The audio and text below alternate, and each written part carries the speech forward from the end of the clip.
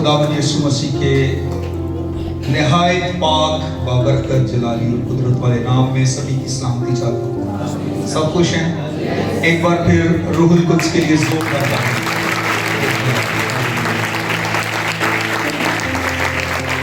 आज तुम मेरे साथ देखिएगा मुकद्दस यूहन्ना रसूल का इंजीली बयान 11वां बाब और पहली आयत को सुनेंगे। खुदा के कलाम में लिखा है, मरियम और उसकी बहन मार्था के गांव बैतनिया का लाजर नाम एक आदमी बीमार था। खुदावन के जिंदगी बख्श कलाम के पढ़े और सुने जाने पर जिंदा खुदा की बरकत हो। आमीन। तशरीफ रखिएगा।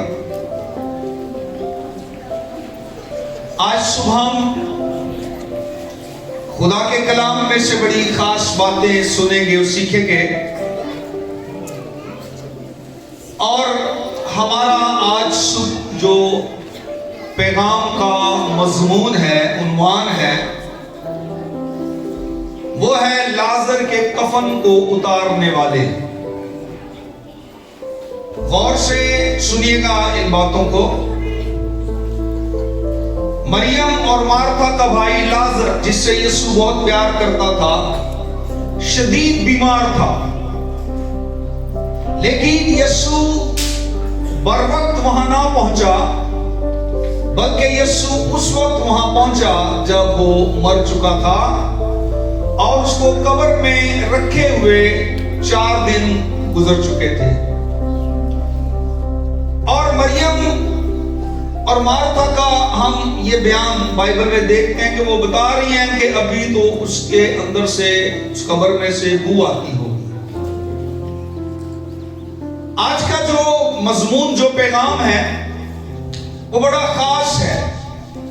मेरे दिल में ये बोझ था कि इस नए साल में इस कलीसिया के साथ भी इस बात को शेयर किया जाए कि हम कैसे इस किस्म के लोगों की मदद कर सकते हैं, हम कैसे रूहों की निजात का बायस बन सकते हैं।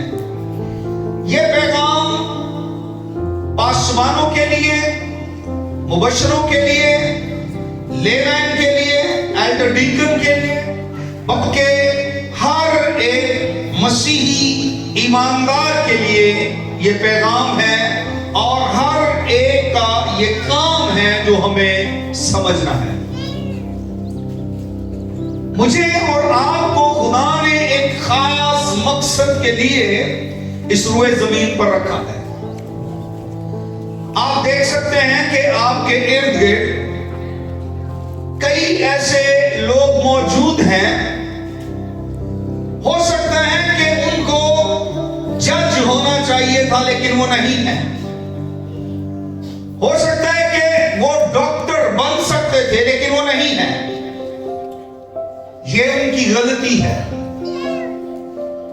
लेकिन हम जो खुदा के काम के लिए वक्फ किए गए हैं, डेडिकेट किए गए हैं, चुने गए हैं, अगर हम खुदा के फजल के नीचे ना होते तो शायद हम में से बहुत से उनकी मानिंद होते। आज हमारे दरमियान, हमारे इर्द गिर्द बहुत से लोग हैं जो नशा करते हैं, गंदे काम करते हैं। उनकी जिंदगियां खुदा के लायक नहीं हैं, उनकी सोचें खुदा के मुताबिक नहीं हैं, वो खुदा से दूर हैं। हम ऐसे लोगों को बचाने का और खुदा के करीब लाने का सबब हो सकते हैं। 44वीं आयत में देखिएगा, वर्ष नंबर 44 यूहन्ना की अंजील में, जो मर गया था वो कफन से हाथ पांव बंधे हुए निकल आया और उसका चेहरा रुमाल से लिपटा हुआ था। यीशु ने उनसे कहा, उसे खोलकर जाने दो। हम खुदा के कलाम में देखते हैं कि जब यीशु ने लाजर को कब्र में से बुलाया, आवाज दी, तो बाइबल बयान करती है वो कफन समेत ही बाहर आ गया। जिंदा तो हो गया लेकिन अभी तक वो कफन में टाइट बंधा हुआ है। उस जमाना में लोग जब किसी मुर्दे को दफन करते थे तो पहले उसके बदन पर खुशबुएं लगाकर फिर पट्टियों के साथ उसको रैप करते थे। उसके बाद फिर ऊपर वो मसाले लगाकर खुशबुएं लगाकर फिर उसके बाद वो रैप करते थे पट्टियों के साथ, जैसे कोई मम्मी हो, जैसे सारा मुंह और सारे हाथ पांव सब वो जो है लपेटे होते थे। जब यीशु ने लाजर को बुलाया तो लाजर कफन समेत ही बाहर आ गया। अंदर तो वो जिंदा था लेकिन बाहर से वो टाइट बंधा हुआ था बंधनों के साथ।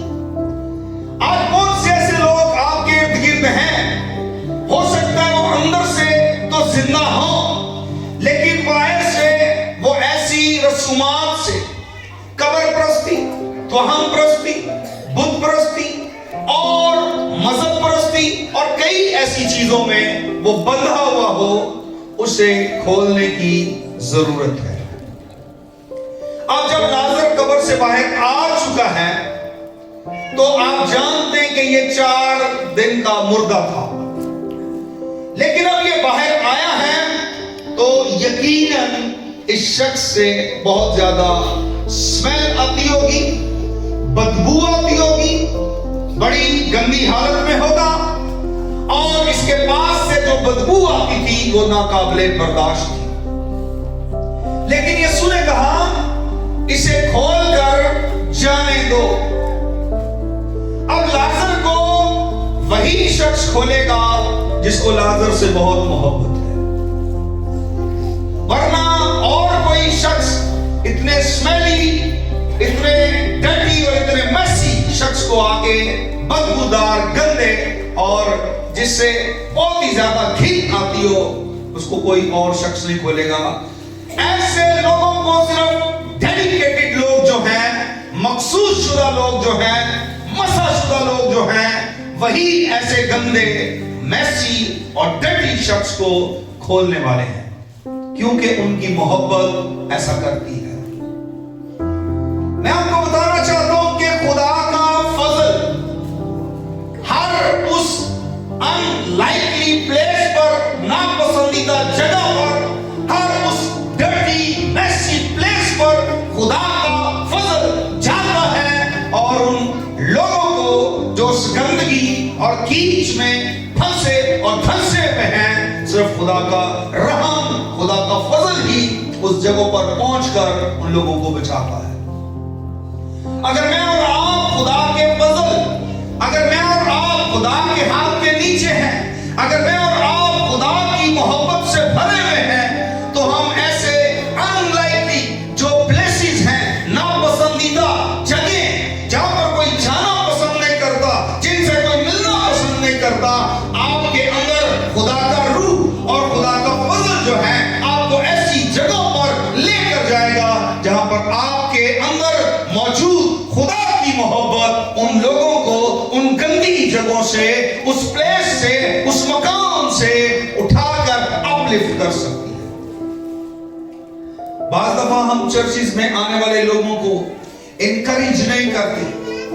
आपकी इनकरेजमेंट, हौसला अफजाई उन लोगों को उन जगहों से निकलने में मदद करती है। आज लाजर को जब वो कफन में लिपटा हुआ है, ऐसे लोगों की मदद की जरूरत है जो आकर उसके बंद को, उसकी पट्टियों को, उसको जो रैप किया गया है खोल सके। आज ऐसे लोगों की जरूरत है जो कफन को खोलने वाले, उतारने वाले। बेशक ये बहुत स्मेली है, बेशक ये बहुत मैसी है, बेशक ये बहुत डर्टी है, बदबू आती है, घिन आती है, लेकिन खुदा का फजल ऐसे लोगों को बचा लेता है। लेकिन मसला ये है कि हम हमेशा जजमेंट की नजर से लोगों की, जैसे हम अदालत कर रहे हो, हम इस पॉइंट ऑफ व्यू से लोगों को देखते हैं।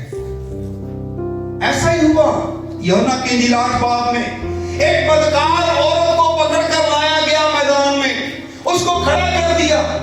और जब हम किसी की जजमेंट करते हैं, जब हम लोगों की अदालत करना शुरू कर देते हैं, तो हमें बड़ा कलाम याद होता है सिर्फ लोगों को सजा देने के लिए।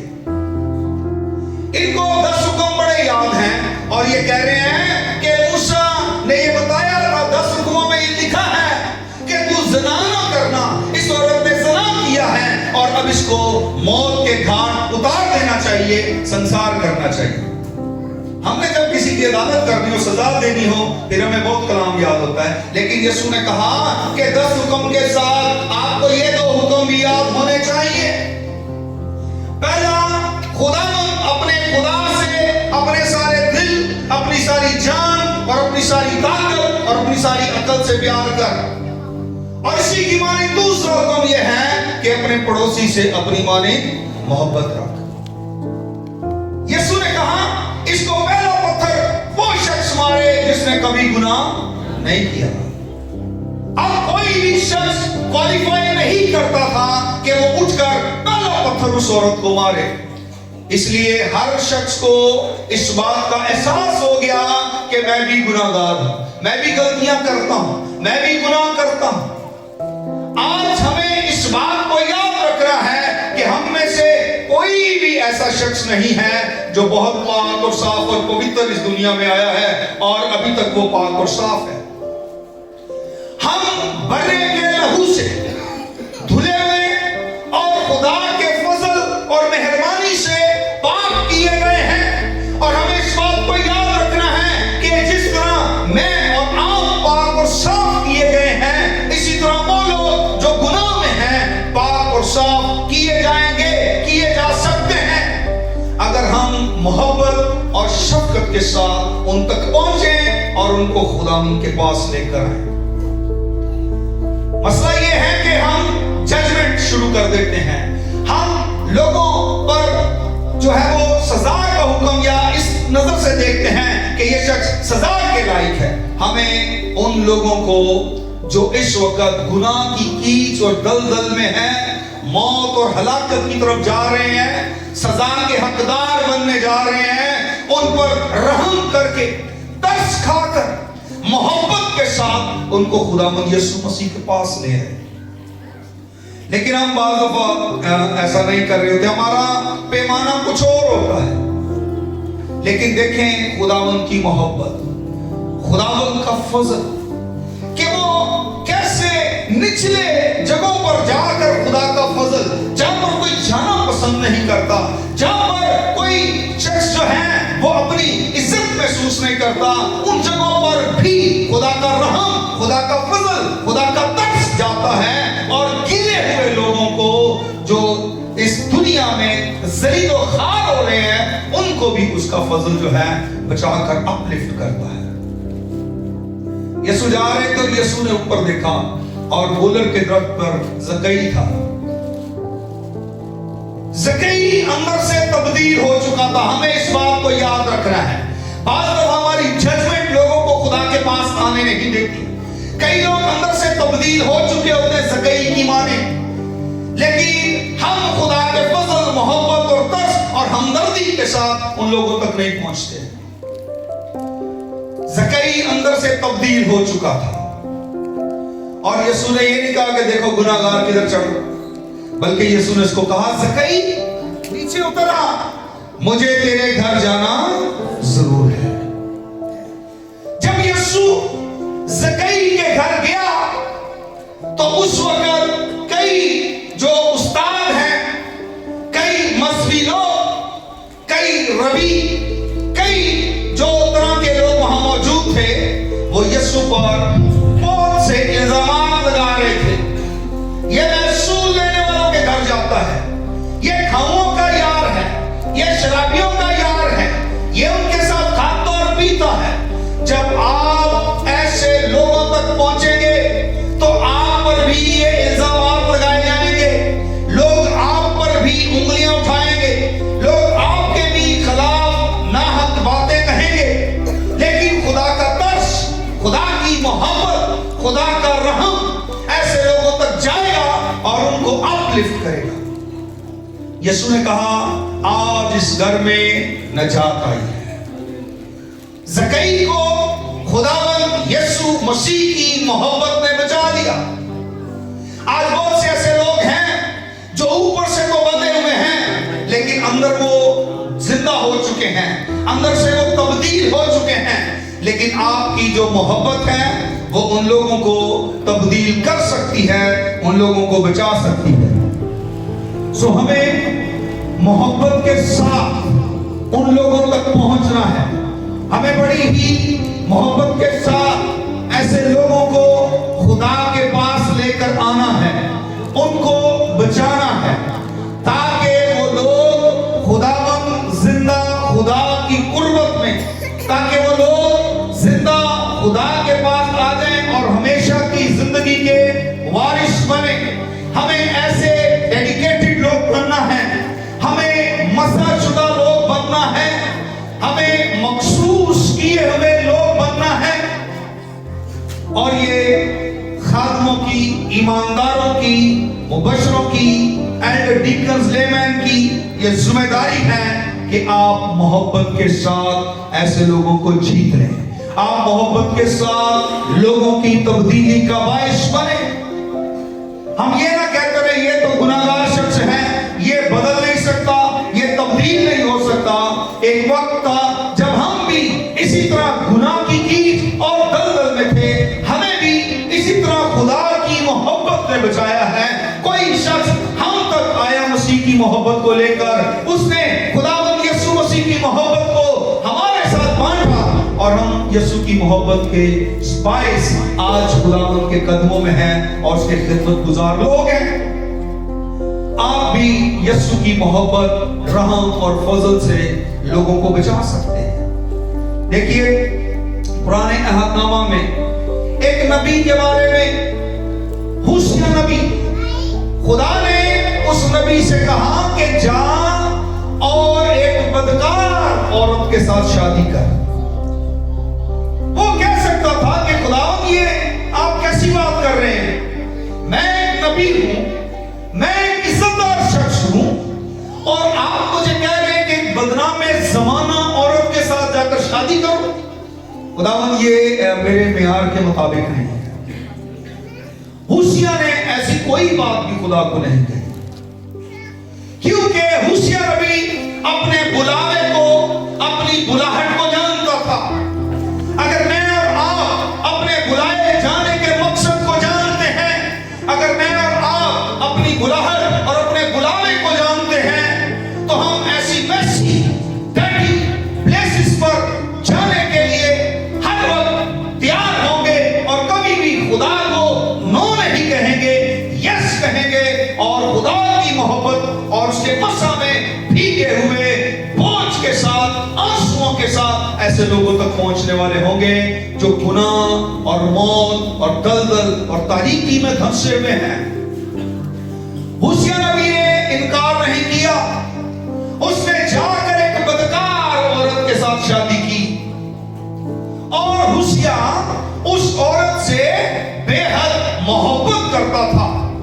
उस औरत का नाम जूमर था और वो इस कदर करप्ट थी, इस कदर बदकार थी कि उससे जो बच्चे थे वो भी होशिया नबी के नहीं थे, वो उसके आशनाओं के बच्चे थे, उसके दो बेटे। और एक दिन क्या हुआ कि जब होशिया सुबह उठा तो उसने देखा कि उसकी बीवी उसको छोड़कर जा चुकी थी। लेकिन खुदा होशिया नबी से कह रहा है अपनी बीवी के पीछे जा और उसको वापस घर लेकर आ। होशिया नबी यहां भी कह सकता था कि सॉरी, मैं अब इस औरत के साथ और नहीं चल सकता, मैं नहीं इसको बर्दाश्त कर सकता। खुदावंद अच्छा हो गया मेरी इस औरत से जान छूट गई है, जाती है तो जाए, मैं नहीं इसके पीछे जा सकता। लेकिन होशिया ने ऐसा नहीं कहा। होशिया अपनी बीवी को ढूंढने के लिए निकला। उसकी बीवी अपने आशनाओं के पीछे थी, उसके आशना उसको बुरी हालत में छोड़कर भाग गए, चले गए। होशिया नबी ढूंढता हुआ अपनी बीवी के पास पहुंचा और उसकी बीवी उसको एक बुरी हालत में मिली, जमीन पर गिरी हुई, बाल बिखरे हुए, गंदी हालत में और शर्म से झुके हुए सर के साथ होशिया नबी को मिली।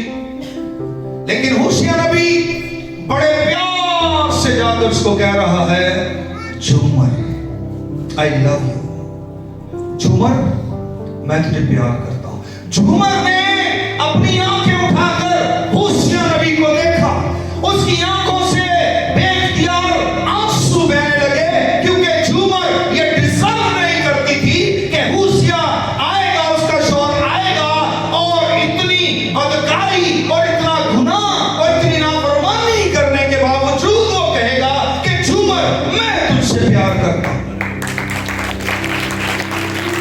यकीन जाने आज कोई भी गुनाहगार जिस हद तक भी गिर चुका है, बेशक वो डिजर्व नहीं करता, लेकिन खुदा का रहम, खुदा का तरस, खुदा का फजल आज भी ऐसी अनलाइकली प्लेसेस पर, नापसंदीदा जगहों पर पहुंच जाता है, और जो गिर चुके हैं उनको जाकर कहता है, I love you my son, I love you my daughter, मैं तुझसे प्यार करता हूं मेरी बेटी, मैं तुझे प्यार करता हूं। और यकीन जाने होशिया की मोहब्बत ने झूमर का दिल जीत लिया।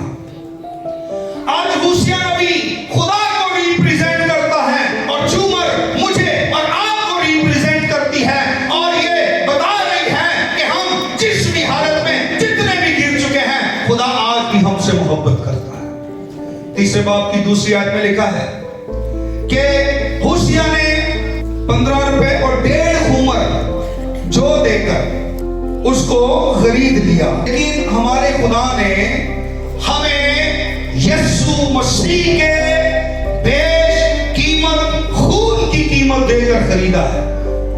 बेशकीमत लहू, जिसकी कोई भी शख्स कीमत अदा नहीं कर सकता। हम 15 रुपए में खरीदे नहीं गए, हमारी कीमत दी गई है। हम बेशकीमत लोग हैं। खुदा हमसे इस कदर प्यार करता है।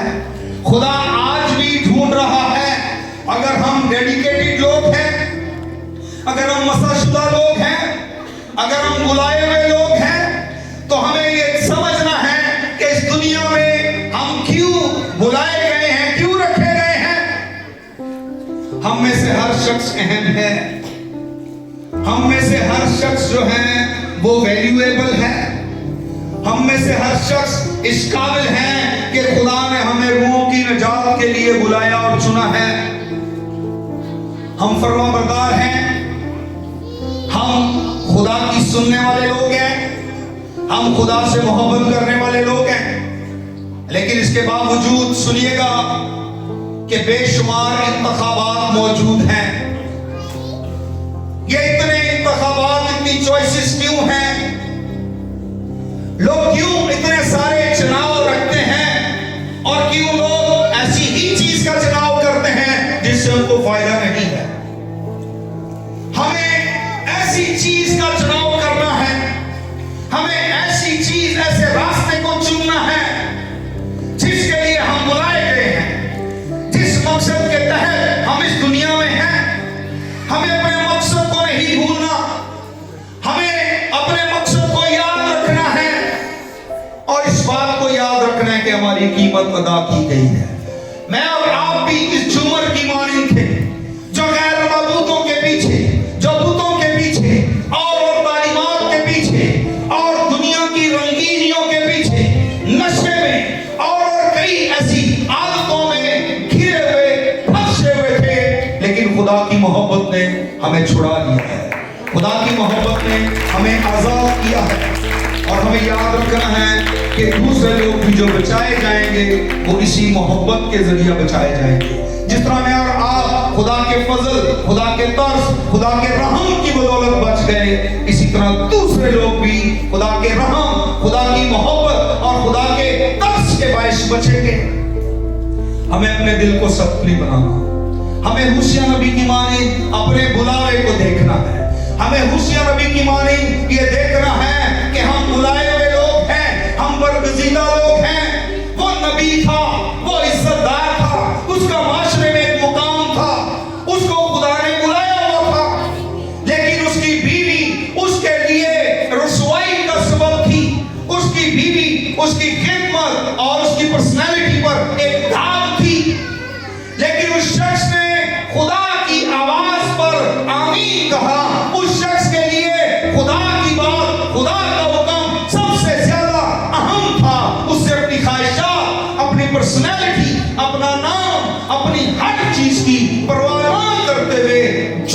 की तब्दीली का बायस हो गया, वो झूमर को वापस लाने में कामयाब हो गया। आज खुदा की मोहब्बत हमें वापस ले आती है। खुदा का फजल हमें वापस ले आने के लिए अनलाइकली प्लेसेस पर, नापसंदीदा जगहों पर मूव कर रहा है, जाता है, ताकि गिरे हुए लोगों को अपलिफ्ट करे। हमारी मोहब्बत ऐसी जगहों पर, ऐसे मकामात पर, खुदावंद में हमारी मोहब्बत वहां तक जानी चाहिए जहां तक लोगों को जो है वो उम्मीद नहीं है। आज भी कई लोग आपके मुंतजिर हैं, ऐसी जगहों पर इंतजार कर रहे हैं, ये सोच रहे हैं कि हमसे कोई प्यार नहीं करता, किसी को हमारी फिक्र नहीं है, कोई हमारी परवाह नहीं करता।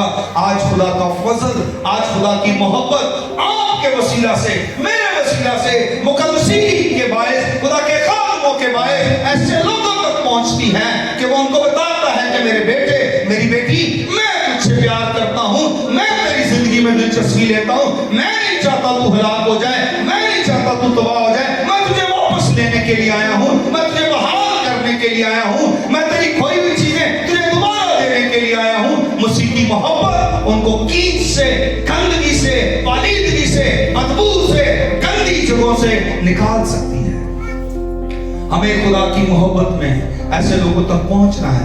हमें देखना है कि हुसिया नबी की तरह हम बुलाए हुए लोग हैं। हमें देखना है अपनी बुलाहट को, हमें देखना है अपने बुलावे को, हमें उस बोझ में, उस मोहब्बत में आगे बढ़ना है। तभी आप रूहों को जीत सकते हैं, तभी आप रूहों को बचा सकते हैं।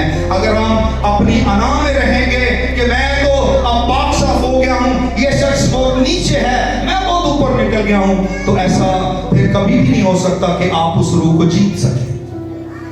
आपको खुदा ने एक रुतबा, एक मुकाम दिया है, पाक और साफ किया है, लेकिन उनको भी धोना चाहता है, उनको भी पाक और साफ करना चाहता है, उनको भी आपके साथ शरीक को शामिल करना चाहता है जो अभी तक गंदी जगहों पर हैं, गंदी सोच में जिंदगी गुजार रहे हैं, गंदी सोसाइटी में जिंदगी गुजार रहे हैं, अभी तक उस कफन के अंदर लिपटे हुए हैं। डेडिकेटेड लोग हैं जो बदबू की परवाह ना करके, गंदगी की परवाह ना करके उन तक पहुंचे, उनकी पट्टियों को, उनके बंद को खोलने वाले हों और उस बदबू को बर्दाश्त करने वाले हों, ताकि उसे खोल दें, वो आजाद हो जाए बंधनों से, मिशनों से, अकीदों से, कब्र परस्ती से, बुत परस्ती से और ऐसी जहालतों से और तमाम पाबंदियों से आजाद होकर मसीह के ताबे, उसके फजल के ताबे हो जाए। ये खुदावंद की मोहब्बत ऐसा करेगी। और मसीह के मोहब्बत में जीने वाले लोग, यीशु की मोहब्बत में रहने वाले लोग, खुदा के फजल के नीचे चलने वाले लोग ही रूहों को बचाने वाले लोग हैं। हमें खुदावंद के ताबे होकर, उसके फजल के नीचे चलते हुए, उसकी मोहब्बत में रहकर, हमें झूमर जैसे लोगों को, हमें जकई जैसे लोगों को, हमें उस औरत जैसे लोगों को जो एनफेल के वक्त पकड़ी गई, हमें ऐसे लोगों को बचाने और छुड़ाने की जरूरत है। वो लोग पत्थर लेकर आए, बड़े उनको अहकामात याद हैं, वो 10 हुक्म सुना रहे हैं खुदावंद को, लेकिन यीशु जमीन पर बैठकर लिखने लगा। हमें इस बात को याद रखना है, जब उन लोगों ने देखा कि हम में से कोई भी शख्स क्वालिफाई नहीं करता, हम में से कोई भी शख्स इस काबिल है ही नहीं कि जो आगे बढ़कर सबसे पहले पत्थर मारे उस औरत को, सारे पत्थर छोड़कर भाग गए। यीशु ने पूछा, क्या किसी ने तुझे पत्थर नहीं मारा? उसने कहा नहीं। क्या बड़ा क्या छोटा, सारे पत्थर फेंक कर चले गए, क्योंकि सभी गुनाहगार थे। उनको पता था कि हम क्वालिफाई नहीं करते। हमें भी याद होना चाहिए कि हम भी क्वालिफाई नहीं करते, ये उसका फजल है। लेकिन सबने गुनाह किया और सब खुदा के जलाल से महरूम है। हम में से कोई भी ऐसा शख्स नहीं है जो ये कह सकता हो कि मैं खुद से पाक और साफ हो गया हूं, मैं इस काबिल था कि आज मैं रास्तबाज हूं, मैं इस काबिल था कि आज मैं बरगजीदा हूं। हम में से कोई भी नहीं था। ये खुदा की मोहब्बत है, ये उसका फजल है कि उसने हमें इस काबिल कर दिया है। ये उसकी मोहब्बत है कि आज हम उसके हुजूर खड़े हैं। ये उसकी मोहब्बत है कि उसने हमें खुदा के बेटे और बेटियां बनने का हक दिया है। और ये हक उन लोगों को भी है जो आज गुनाह में और तरह तरह के नशे की हालत में और तरह तरह की आदतों में फंसे हुए हैं। ये उनका तरीका भी राइट है कि आज खुदा का फजल, आज खुदा की मोहब्बत उन तक भी जाए और उन लोगों को आजाद करे, उनके बंधन खोले। खुदा ने मुझे और आपको इसीलिए दुनिया में रखा है, उसने इसीलिए हमें मुकर्रर किया है, उसने इसीलिए हमें बुलाया है, उसने इसीलिए हमें मखसूस किया है कि हम उन लोगों तक पहुंचे। होशिया नबी की मिसाल सबसे पावरफुल मिसाल है हमारे सामने कि नबी होने के बावजूद किस तरह खुदा के हुक्म की वो ताबेदारी कर रहा है, फरमाबरदारी कर रहा है, और जिस तरह खुदा उसको कह रहा है वो वैसे ही कर रहा है। हम भी खुदा की मर्जी के ताबे रहें, कमाल फरमाबरदारी करें, जाएं जहां खुदा भेजता है, सुने खुदा जो कहता है, करें खुदा जो कहता है। इसमें मेरी और आपकी भलाई, नेकनामी है, सरफराजी है। अगर हम खुदा की नहीं सुनते, अगर खुदा की मर्जी के मुताबिक काम नहीं करते, अगर लोगों तक मसीह की मोहब्बत को लेकर नहीं जाते, अगर उन पर तरस नहीं खाते, अगर उनसे मोहब्बत नहीं करते, तो फिर हम उन रूहों को कभी भी बचा नहीं सकते। हमें चाहिए हम लोगों को बचाएं, हमें चाहिए कि इस नए साल 2025 पे हम लोगों तक पहुंचे, अप्रोच करें उन तक और उनको मसीह की मोहब्बत में खींचकर यीशु के कदमों में ले आए। हालेलुया। आइए सरों को झुकाएंगे और जिंदा खुदा की शुक्रगुजारी करेंगे। Thank you Lord Jesus.